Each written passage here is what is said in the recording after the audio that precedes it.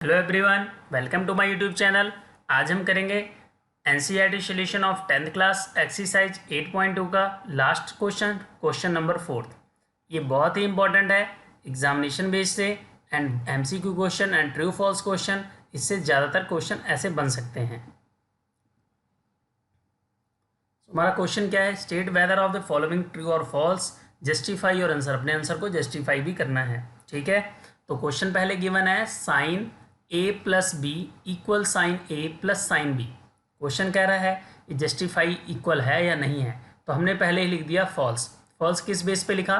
Late angle A equal to 30 degree, B equal to 60 degree. आप कोई भी angle late कर सकते हो जिसकी वैल्यू आपको इजीली लर्न हो। तो हमने यहाँ पे लेट किया ए इक्वल टू 30 डिग्री, बी की वैल्यू 60 डिग्री। तो साइन ए प्लस बी की वैल्यू फाइंड आउट किया। तो यहाँ पे साइन ए को रिप्लेस किससे किया? 30 से, क्योंकि ए की वैल्यू हमने 30 लेट की थी। और बी को रिप्लेस किया 60 से, क्योंकि हमने बी की वैल्यू 60 लेट की थी। 30 प्लस 60 कितना हो गया? 90। साइन 90 की वैल्यू कितनी है? 1 होगी। क्लियर? यहाँ से कितना आ गया लेफ्ट साइड हमारा? 1। अब राइट साइड गिवन है sine A and sine B. देखिए sine A plus B equal sine A plus sine B हमें गिवन ये है। तो हमने यहाँ पे लिख लिया ए की वैल्यू कितनी पुट की? 30 डिग्री, और ये बी की 60 डिग्री। अब यहाँ पे हम लिख सकते हैं साइन 30, क्योंकि ए की वैल्यू 30 है, और उसके बाद साइन 60 लिख दिया, ठीक है। तो ये हो गया आपका साइन 90, और ये हो गया आपका साइन 30 प्लस साइन 60। वहाँ पे मैंने दो पार्ट में निकाला, यहाँ पे साइन ए प्लस बी आपकी निकालने जा रहे हैं। तो यहाँ इसकी वैल्यू 90, साइन 30 की वैल्यू 1/2 और 60 की वैल्यू √3/2। तो यहाँ से लिखेंगे 1 प्लस √3/2, ठीक है। एलसीएम ले लिया। अब आप बताइए ये इक्वल है नॉट इक्वल है? तो हमारा क्या हो गया ये? Therefore sine A plus B not equal to sine A plus sine B. Clear? इसलिए हमारा क्या हो गया? ये फॉल्स हो गया। क्लियर? अब आपके सेकंड पार्ट इसका कह रहा था value of sine theta increase as theta increase.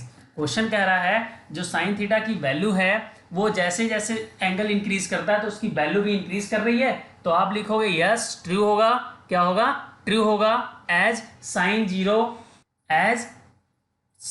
0 is equal to 0, sine 30 equal to 1/2 and sine 90 equal to 1। तो आप of sine theta is increase as theta is increase means true क्यों होगा? Sign 0 की value 0 है, sign 30 की value 1/2 है, और sign 90 की वैल्यू 1 है। मीन्स साइन 30 पे वैल्यू कितनी है? 1/2। साइन 90 पे कितनी है?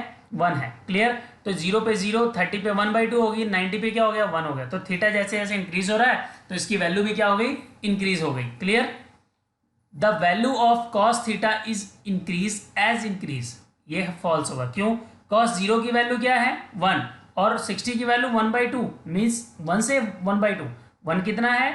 एक 1 कितना है? तो वो आपका फुल पार्ट हो गया। 1/2 मीन्स हाफ। तो आप देख रहे हो 0 पे 1 था और 60 पे कितना होता है? एंगल इंक्रीज हुआ, बट उसकी वैल्यू क्या होगी? डिक्रीज होगी। और लास्ट में क्या हुआ? 0 हो गया। ठीक है, मीन्स 1 to 0 हो जाएगा। 1 to 0 मीन्स डिक्रीज हो रही है। और क्वेश्चन क्या कर रहा है? The value of cos theta increase as increase. जब थीटा इंक्रीज हो रहा है तो कॉस थीटा की वैल्यू इंक्रीज होगी? नहीं। So false. फोर्थ पार्ट में आते हैं sine theta equal to cos theta. Question कह रहा है sine theta equal to cos theta for all value of theta. False. क्यों?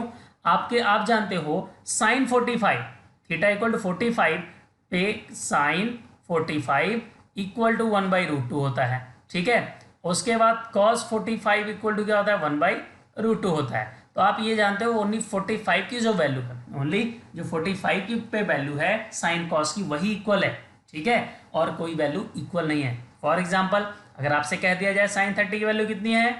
साइन 30 की वैल्यू कितनी है? 1/2, और कॉस 30 की कितनी है? √3/2। तो इक्वल नहीं है, तो इट मीन्स फॉल्स होगा। वो क्वेश्चन कह रहा थीटा की ऑल वैल्यू, मतलब थीटा पे हम कोई भी वैल्यू पुट कर दें तो साइन और कॉस की वैल्यू सेम होगी, तो ऐसा नहीं है। सो फॉल्स है। आगे क्वेश्चन क्या कह रहा है? Cot A is defined, cot A is not defined for A equal to theta. अगर ए इक्वल टू थीटा नहीं, ए इक्वल टू 0 हो तो आप लिखोगे ट्रू। कैसे ट्रू लिखेंगे? कॉट ए इक्वल टू होता है कॉस ओवर साइन, ये फॉर्मूला है। कॉस 0 की वैल्यू हमने पुट कर ली, तो कॉट 0 का मतलब हो गया कॉस 0 और साइन 0। कॉस 0 की वैल्यू 1 और साइन 0 की वैल्यू 0, तो 1/0 किसके इक्वल होता है? इन्फिनिटी के इक्वल। और 0/1 किसके इक्वल होता है, 0 के इक्वल, किसके इक्वल होता है, 0। So 1/0 is equal to infinity which is known as not defined. Clear.